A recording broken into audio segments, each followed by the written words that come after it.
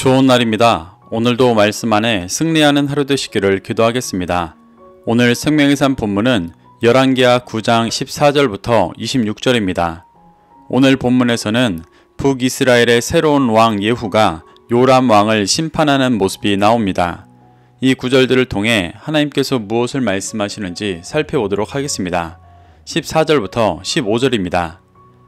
이에 님시의 손자 여호사밧의 아들 예후가 요람을 배반하였으니 곧 요람이 온 이스라엘과 더불어 아람의 왕 하사엘과 맞서서 길르앗 라못을 지키다가 아람의 왕 하사엘과 더불어 싸울 때에 아람 사람에게 부상당한 것을 치료하려 하여 이스라엘로 돌아왔던 때라.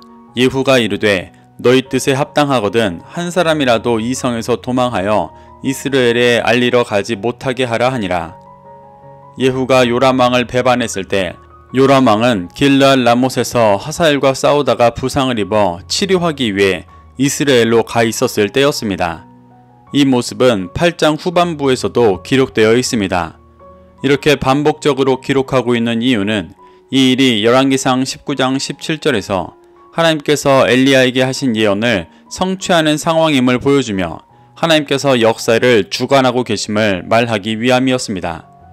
예후는 자신을 왕으로 추대한 군대 장관들에게 너희 뜻이 합당하거든 한 사람이라도 이 성에서 도망하여 이스라엘에 있는 요람 왕에게 예후가 왕으로 추대된 사실을 알리러 가지 말아야 한다고 말했습니다. 여기서 너희 뜻이 합당하거든의 원어를 직역하면 만일 너희의 원함이 있다면 이라는 뜻입니다. 이는 군대 장관들이 어떤 힘에 의해서가 아니라 스스로 예후를 왕으로 인정하고 세웠다면 아합 가문을 심판하고 북이스라엘을 새롭게 하시는 하나님의 역사에 동참해야 한다고 말하고 있는 것입니다.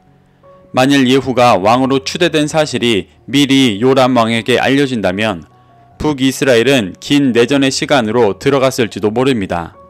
하나님은 단번에 이 일을 행하시며 아합 가문을 제외한 대부분의 북이스라엘 백성들이 다시 제사장 나라로 돌아올 수 있도록 인도하고 계시는 것입니다. 16절부터 17절입니다. 예후가 병거를 타고 이스라엘로 가니 요람 왕이 거기에 누워 있었음이라. 유다의 왕 아하시아는 요람을 보러 내려왔더라. 이스라엘 망대에 파수꾼 하나가 서 있더니 예후의 무리가 오는 것을 보고 이르되 내가 한 무리를 보나이다 하니 요람이 이르되 한 사람을 말에 태워 보내어 맞이하여 평안하냐 묻게 하라 하는지라. 예후가 요람을 심판하기 위해 병거를 타고 이스라엘로 갈 때 요람은 누워 있었습니다. 누워있다의 원어 샤카브는 부상으로 치료받는 상황에서 사용되어지는 단어가 아니라 성관계를 위해 혹은 죽어서 누워있다라는 의미로 사용되는 단어입니다. 이는 요람이 심판이 가까워 있는 상황에서도 영적으로 음란하고 죽어있는 모습으로 살아가고 있던 것을 보여주는 것입니다. 그리고 요람의 외조카였던 남유다 왕 아하시아가 병문안을 와 있었습니다. 아하시아는 아합의 딸인 어머니와 아합 가문의 여인인 아내의 영향으로 죄악 가운데 있던 자였습니다. 하나님은 영적으로 죽어있던 북이스라엘의 요람 왕과 남유다의 아하시아 왕을 모두 심판하시기 위해 일하고 계신 것입니다. 이렇게 요람과 아하시아가 함께 있을 때 파수꾼이 예후 일행이 오는 것을 보고 요람 왕에게 알렸습니다. 그러자 요람이 한 사람을 말 태워 보내 맞이하며 평안하냐라고 묻게 하였습니다. 평안하냐라는 말은 이스라엘에서 일반적으로 상대방의 안부를 묻는 인사였습니다. 그런데 굳이 한 사람을 말 태워 보내어 먼저 그들에게 묻게 한 이유는 자신이 부상당해서 떠났던 길르앗 라못의 상황에 대해 묻고자 한 것이었습니다. 18절부터 20절입니다. 한 사람이 말을 타고 가서 만나 이르되 왕의 말씀이 평안하냐 하시더이다 하매 예후가 이르되 평안이 내게 상관이 있느냐 내 뒤로 물러나라 하니라. 파수꾼이 전하여 이르되 사자가 그들에게 갔으나 돌아오지 아니하나이다 하는지라. 다시 한 사람을 말에 태워 보내었더니 그들에게 가서 이르되 왕의 말씀이 평안하냐 하시더이다 하매 예후가 이르되 평안이 내게 상관이 있느냐 내 뒤를 따르라 하더라.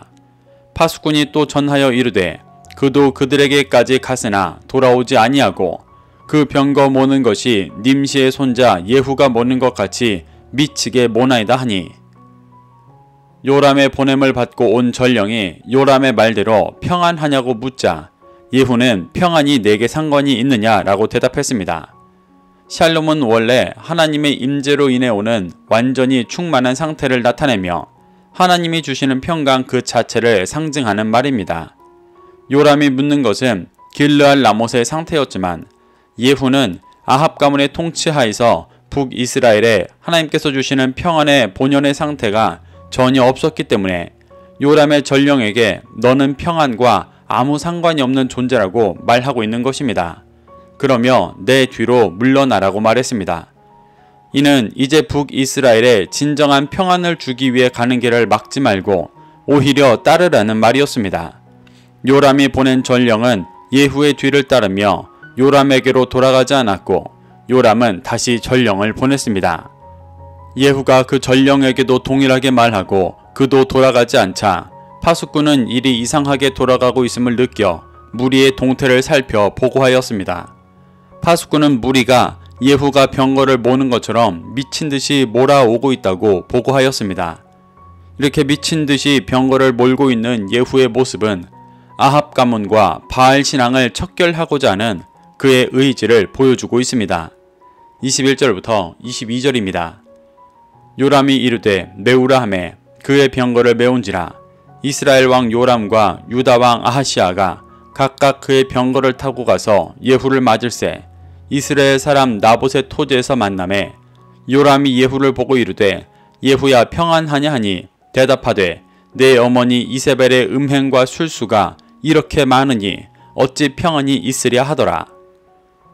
예후가 미친듯이 병거를 몰고 오고 있다는 소식을 들은 요람은 뭔가 일이 잘못되어 있음을 느끼고 남유다 왕 아하시아와 함께 각자의 병거를 타고 나가 예후를 맞이했습니다.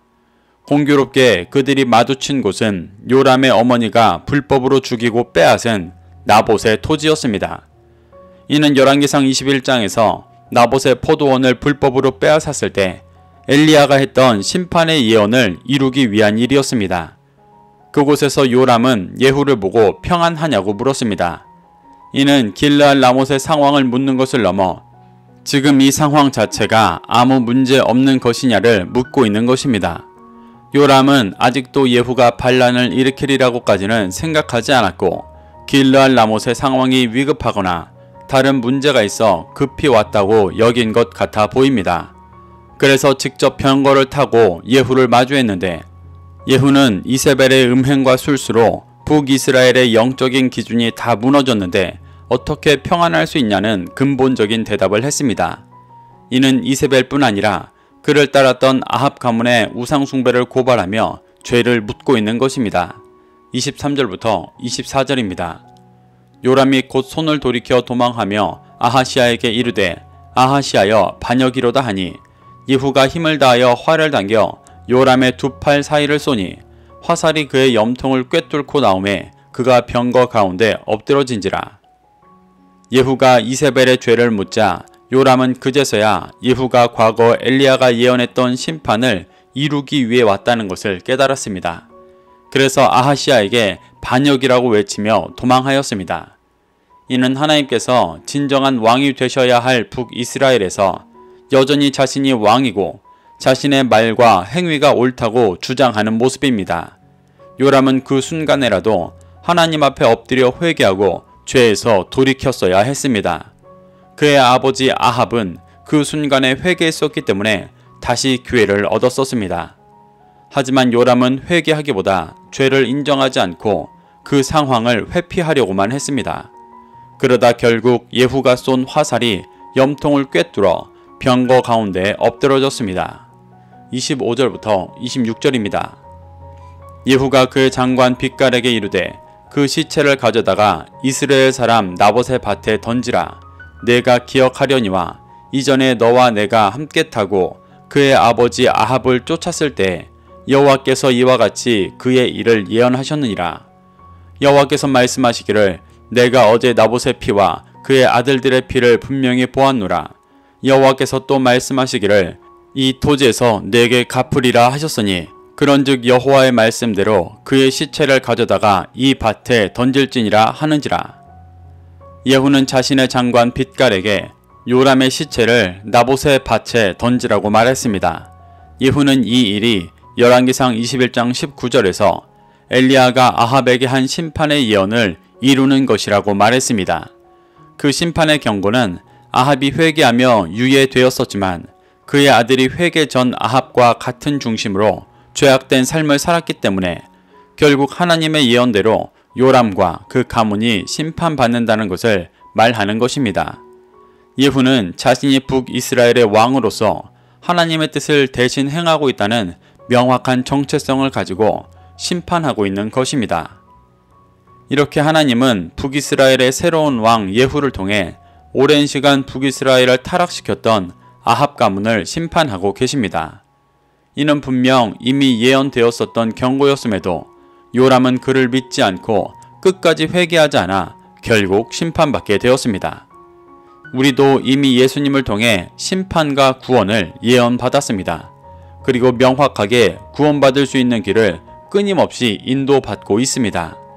자신의 삶이 예수님께서 인도하시는 구원의 길과 연합되어 있는지, 아니면 요람과 같이 육신의 길을 가면서 아무 문제의식 없이 살아가고 있는지를 돌아보게 되시기를 축복합니다.